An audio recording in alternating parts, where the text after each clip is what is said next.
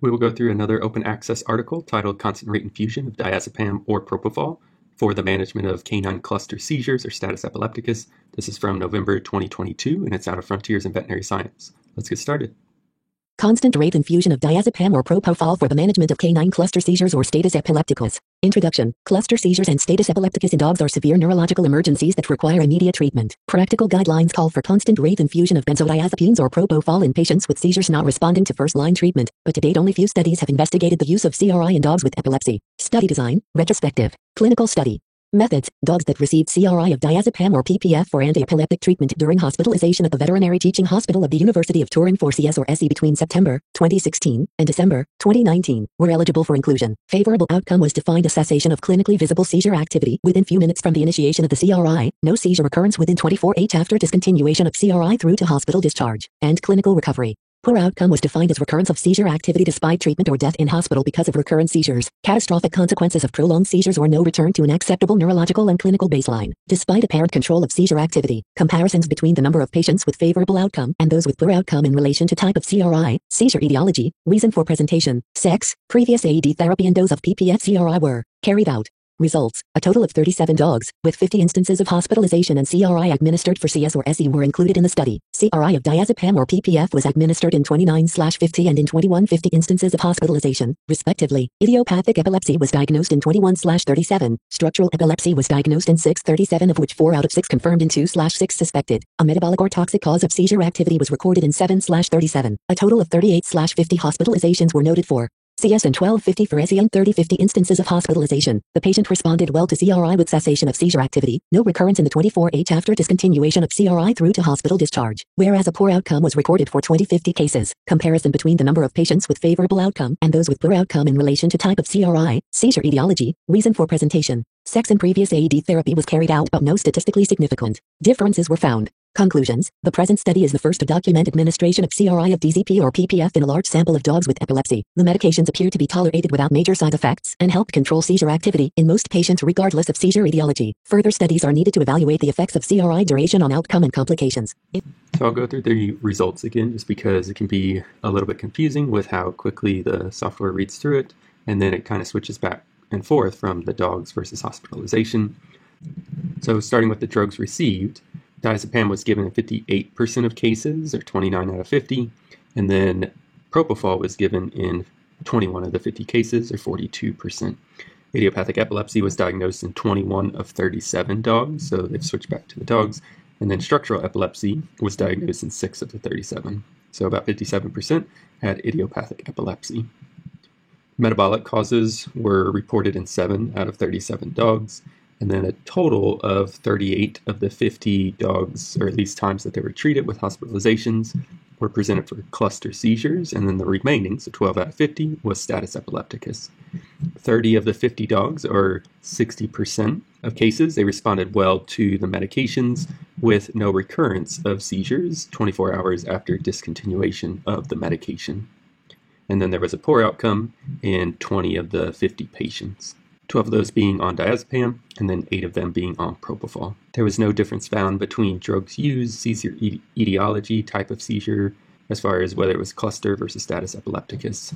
Again, no significant difference was found with any of that. So let's get through the introduction and see what other information we find. Introduction.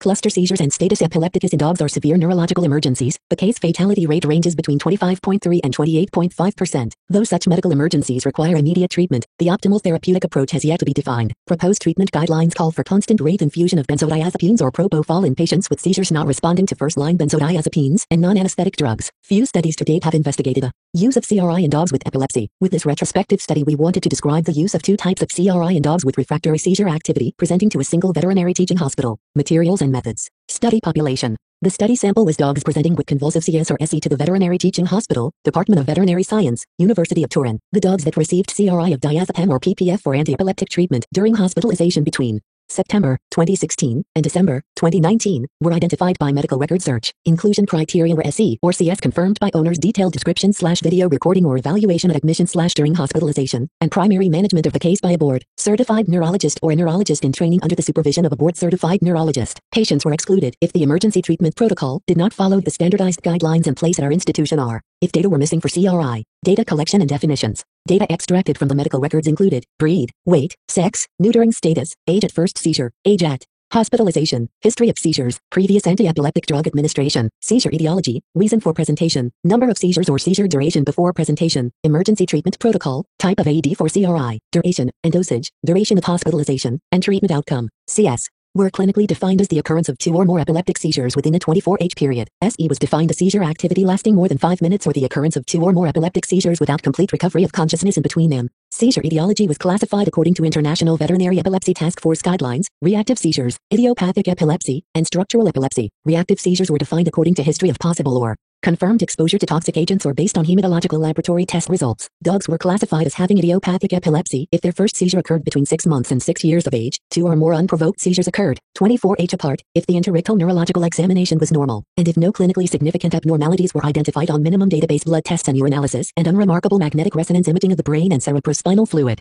Analysis. Structural epilepsy was diagnosed when reactive causes of seizures were ruled out, along with signalment, history, an abnormal interictal neurological examination and anomalous MRI and CSF findings or necropsy. Dogs were classified as having undefined epilepsy if no investigations could be performed and no follow-up was available. Favorable outcome was defined as cessation of clinically visible seizure activity within few minutes from the initiation of the CRI, no seizure recurrence within 24H after discontinuation of CRI through to hospital discharge, and clinical recovery. Poor outcome was defined as recurrence of seizure activity despite treatment or death in hospital because of recurrent seizures. Catastrophic consequences of prolonged seizures or no return to an acceptable neurological and clinical baseline, despite apparent control of seizure activity. Treatment protocol. At our institution, the emergency guidelines for dogs presenting with CS or SE call for administration of rectal/intravenous DZP, followed by IV phenobarbital and rectal levetiracetam. CRI of DZP or PPF is initiated when there is persistence or rapid recurrence of seizure activity despite emergency treatment. The choice between the 2 AEDs is made by a board-certified neurologist or a neurologist in training under the supervision of a board-certified neurologist for each individual case. In particular, DZP CRI is initiated when after an initial resolution of seizures with the emergency treatment protocol.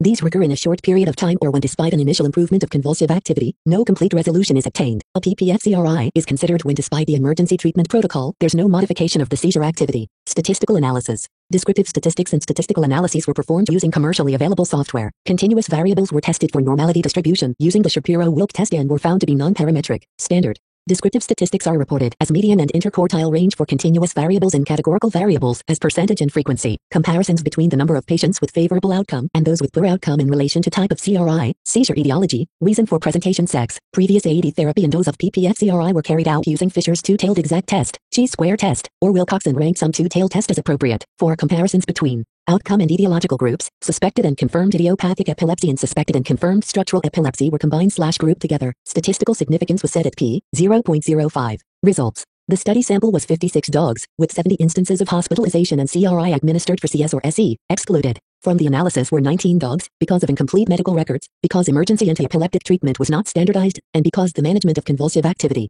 was not directly supervised by a board-certified neurologist or neurology resident. The final sample was 37 dogs. 37 were male and 13/37 were female. The median weight was 23 kilograms. Most dogs were mixed breed or border collie, German shepherd, and 2 dogs each French bulldog, English bulldog, and American Staffordshire terrier. Idiopathic epilepsy was diagnosed in 21/37. Structural epilepsy was diagnosed in 6/37, of which 4 out of 6 confirmed and 2/6 suspected. A metabolic or toxic cause of seizure activity was recorded in 7/37, suspected intoxication in 3/7, hypoglycemia in 2/7, hepatic encephalopathy in 1/7, electrolyte abnormalities in 1/7. The cause of seizures could not be established due to lack of diagnostic investigation in 3/37. A total of 38/50 hospitalizations were noted for CS and 12/50 for SE. All episodes were represented by generalized motor seizures. The number of seizures before hospitalization for CS was available for 2138 cases. The median number of episodes was 6. The duration of SE before hospitalization was available for only 412 patients. The range of duration was from 10 to 150 minutes. A history of previous seizures was recorded in 4150 cases, 3741 of which had been receiving AED treatment at presentation. 18/37 were receiving 1 AED phenobarbital. 13/37 were receiving 2 AEDs 10/13 pp and lev, 3/13 pp and potassium bromide. 3/37 were receiving 3 AEDs, and 1/37 was receiving 4 medications. In 2 out of 37 patients, the long-term AED medication were not recorded.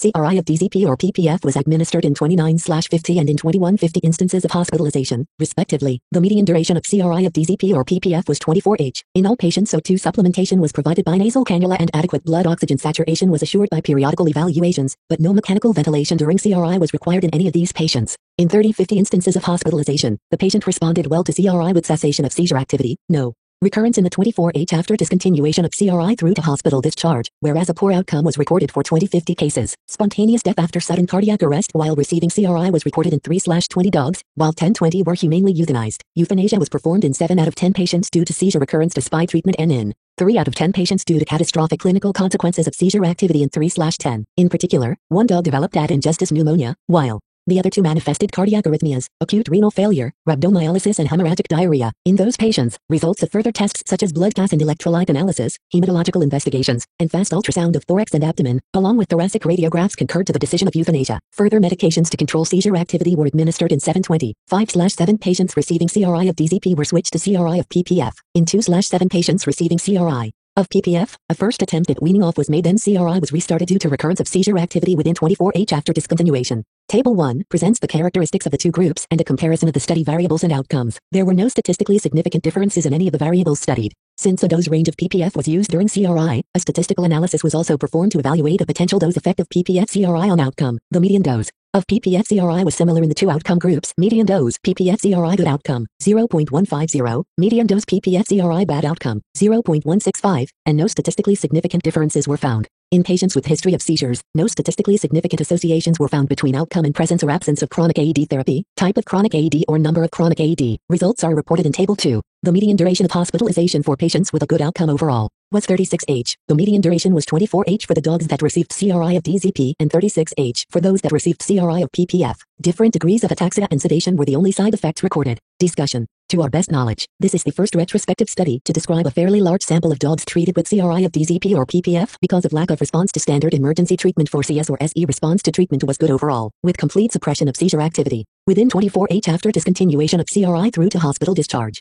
A higher percentage of successful outcome was reported in case of CRI of DZP compared to PPF. A plausible explanation is the proven synergy in anti-seizure effect between LEV and DZP since all patients received 1 administration of LEV as part of the standardized baseline anti-epileptic protocol. In contrast, it may be argued that since the present study lacks randomization, CRI of PPF was administered in more severe clinical cases with a worse prognosis. Caution is therefore warranted when drawing conclusions on the efficacy of CRI of DZP versus PPF. Further studies are needed to elucidate the differences between the 2 types of AED. Though consensus on the treatment of CS and SE is lacking, general guidelines suggest the administration of CRI with benzodiazepines or PPF at first line therapy with benzodiazepines IV boluses combined with initiation of a maintenance AED such as PB or LEV fails, despite these indications, and except for textbook information on dosages. However, to our best knowledge, there is only 1 published report describing in detail the administration of CRI of midazolam in dogs, and very few studies on such treatments in clinical practice. Bateman and colleagues reported on CRI of DZP in 66.8% of hospital admissions in 156 cases of CS and SE, with a mean duration of 22.3 plus or minus 16.1 H, but without further indications about medication dosage or efficacy, thus precluding comparison with the present study. In their recent study, Bray and colleagues reported on the administration of CRI of midazolam in dogs referred for CS or SE. The mean duration of CRI was 25H. Complete control of seizure activity was defined as the absence of further seizures between CRI initiation or escalation and hospital discharge. Seizure activity was defined as largely controlled in case of a single, isolated seizure after CRI initiation without the need for dosage adjustment. In both cases, seizure control was considered successful. CRI of midazolam was associated with successful outcome in 85.4% cases. In contrast, we noted a lower response rate, also when only patients administered CRI of DZP were considered. The discrepancy may be related to the difference in intrinsic efficacy of the 2 benzodiazepines. In human medicine, only 1 prospective study published to date has compared the efficacy of CRI of midazolam versus DZP in controlling seizure activity during refractory SE in children. There were no statistically significant differences in outcome between the 2 groups. In veterinary medicine, no clinical trials have compared benzodiazepines in the treatment of refractory SE. 1 study compared the efficacy of intranasal midazolam versus rectal DZP in the emergency management of SE in dogs. The clinical trial involved 35 dogs with different seizure etiologies and concluded that intranasal midazolam was more efficacious than rectal DZP in controlling SE. Based on this scant and contrasting information, the low responder rate we noted compared to Bray and colleagues may be explained by the greater efficacy of midazolam compared to DZP. However, our definition of successful outcome was stricter compared to the one Bray and colleagues applied, so it is possible that this difference in definition could have accounted for the overall lower success rate we found. Also, a direct comparison between the 2 studies is further complicated by the lack of a standardized baseline treatment protocol in patients receiving CRI of midazolam. CRI of PPF for the treatment of refractory SE has been widely described in human medicine, whereas no veterinary studies have investigated this type of treatment. Stefan and Grasmuk reported on the use of boluses of PPF at a variable dosage of 2 to 8 milligrams per kilogram in combination with other AEDs to control refractory seizures of various origin in dogs and cats. However, CRI was not administered. Later, CRI of PPF at different dosages and duration was reported to be part of the treatment plan for seizures following Portosystemic shunt ligation in a small population of dogs and cats. To date, no studies have involved a larger population of patients with epilepsy of different etiology. In our study, the paucity of dogs with seizure activity of metabolic toxic origin precludes comparison and conclusion regarding the administration of CRI of PPF in this kind of patients. CRI of DZP and of PPF were well tolerated. The only side effects were sedation and ataxia. As reported in a previous study, these side effects cannot be separated from the consequences of seizure activity or the concomitant administration of other AEDs. There is no standardized duration of CRI for epilepsy in veterinary medicine. The only indications that can be found in the literature regard CRI of benzodiazepine. The dosage rate should be reduced by 50% every 6H for at least 2 reductions before discontinuation, while the duration of CRI of PPF should be at least 6H. The median duration of CRI of DZP in the present study is similar to that reported by Bray and colleagues for CRI of midazolam and by Bateman and colleagues for CRI of DZP, while longer duration of up to 138H has been reported for CRI of PPF. In human medicine, the guidelines for managing refractory seizure activity recommend induction of therapeutic coma for 24-48H. However, debate revolves around whether the induction of therapeutic coma per se and its duration may be associated with increased mortality, poor functional outcome, increased risk of complications, and prolonged hospitalization. In their recent study, Muehlhofer and colleagues reported that a shorter, yet deeper therapeutic coma may be more effective and safer than the current recommendation of 24-48H of duration. In our study, the duration of CRI was quite similar for both DZP and PPF, so it is impossible to speculate about the possible effects of CRI duration on outcome and complications. Prospective studies to evaluate this aspect are underway. Our results show no association between clinical presentation and treatment outcome. Although SE has been conventionally defined as a worse clinical neurological condition compared to CS, only one study to date has evaluated the potential risk factors for mortality in dogs with CS or SE, in which the clinical presentation was a variable of interest. The study found no association between SE and mortality per se. Our data seem to share this finding. The duration of convulsive activity before treatment in case of SE was available only for a small percentage of patients, precluding the possibility to assess the influence of this parameter on the outcome and the treatment strategy itself. It is in fact well known how during prolonged seizure activity synaptic gamma-aminobutyric acid receptors undergo a progressive maladaptive internalization, causing loss of benzodiazepine efficacy. At the same time, glutamatergic excitation increases due to the upregulation of N-methyl D-aspartate receptors. Based on these theories, experimental studies on rats have been conducted in order to evaluate the benefit of an early polytherapy approach, combining a GABA-A receptors agonist and an NMDA receptor antagonist in treating SE with good results. Only one consistent retrospective study has been published on the utilization of ketamine in dogs affected by SE, refractory SE and CS. In those 15 cases reported, ketamine was administered at a dosage of 5 mg per kilogram IV boluses and resulted effective in 100% of cases of refractory SE, supporting the results obtained in experimental settings. In the present study, the treatment protocol did not include an NMDA receptor antagonist. Therefore, it is possible, but not confirmable, that some of the cases of poor outcome could be related to a reduction of efficacy of benzodiazepines in case of prolonged seizure activity, overexpression of NMDA receptors, or both. In the present study, a high percentage of dogs had a diagnosis of idiopathic epilepsy. This finding contrasts with other studies that reported a metabolic toxic disease is the main cause of SE in the emergency settings. However, other literature sources seem to contest this information, reporting 40.3 to 59% of dogs affected by IE displaying episodes of SE. Furthermore, it must be noted that in our retrospective study both CS and SE were considered. It is well known from previous studies that certain dog breeds, including the German Shepherd dog and Border Collie, are predisposed to the development of CS in case of IE. These two breeds were the most represented in our population after mixed breed dogs. This aspect may therefore also concur explaining the high percentage of dogs with IE presenting with CS. A structural etiology of seizures has been associated with a worse prognosis. We noted no association between structural epilepsy and poor outcome in dogs administered CRI. The number of patients with structural epilepsy was very small in both groups, which may be the reason for the lack of a statistically significant difference. In the present study, further statistical analyses were performed to verify the effect of previous AEDs therapy on outcome in our population. It is in fact well known that PB is a potent cytochrome P450 inducer, whose enzymes cause a reduction of action of several medications, including PB itself. According to the results of the study, previous administration of PB seems to have no effect on outcome in our population of dogs. This analysis confirms in a way the results of a previous study assessing risk factors for mortality in dogs affected by CS and SE. According to that retrospective study, epileptic patients not receiving any AEDs at the time of presentation were 16 times more likely to display a poor outcome. The duration of hospitalization in the present study cannot be compared with previous ones. It was not reported in the retrospective study of CRI of midazolam, while Bateman and colleagues reported a mean and median duration of hospitalization for the entire population of dogs, not only those receiving CRI, so it is impossible to make a direct comparison between ours and their study. Owing to the retrospective study design, there are limitations on the information we were able to retrieve. Medical record entry inaccuracies and non-uniform recording may have reduced the amount of useful data for our analysis. As previously stated, even though the emergency treatment protocol was standardized for all patients included in the study, the choice between DZP or PPF CRI was made without randomization. Therefore, conclusions on efficacy must be drawn with caution. Furthermore, the therapeutic efficacy of the CRI was only defined clinically by the cessation of visible seizure activity, and the lack of an EEG monitoring does not allow to confirm this clinical observation with quantifiable endpoints such as EEG burst suppression. These limitations notwithstanding, the present study is the first to document administration of CRI of DZP or PPF in a large sample of dogs with epilepsy. The medications appear to be tolerated without major side effects and helped control seizure activity in most patients regardless of seizure etiology. Further studies are Needed to evaluate the effects of CRI duration on outcome and complications. So right off the mark, I will say that I'm happy this information is out there, but the utility of the information is limited as it is a retrospective study. There is obvious value, and the study was designed well for the goal of the study, which was to describe the use of 2 types of CRI in dogs with refractory seizures. Therefore, as best I can tell, there is no hypothesis, and this is more of a descriptive study. For me, this study highlights how poor of a job we have done as a veterinary community, putting out information on some of the drugs and diseases that we commonly use for treatment and that we treat as well, at least respectively. For me, the biggest limitation is what they already alluded to, being more severely affected dogs likely receive propofol. Therefore, it's not a fair comparison to be made. The theory that GABA is downregulated and NMDA is upregulated during seizures is well described, and it makes sense that propofol would be more effective in dogs with worse seizures. Additionally, induction of the cytochrome P450 by phenobarbital will decrease the half-life of diazepam as well, so this could be another mark against using diazepam for dogs with refractory seizures. And some of the dogs in the diazepam group were ultimately treated with propofol. So again, there is valuable information to be taken from this study, largely that either treatment is reasonable and most dogs will respond, whether they have cluster seizures or status epilepticus. But as far as which medication should be used and when, we still need more information.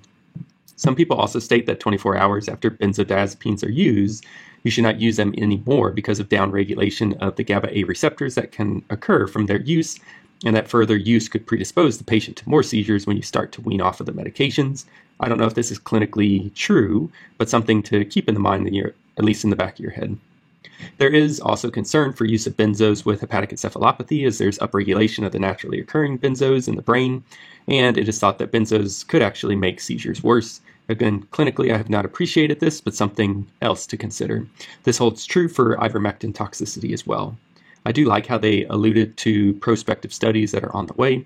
On a personal note, I have used ketamine on a handful of refractory patients and have had some luck with it so far with most patients, although a couple have still failed to respond. Some seizures are just extremely refractory, which does make me think of one final point. There was no EEG done on any of these patients.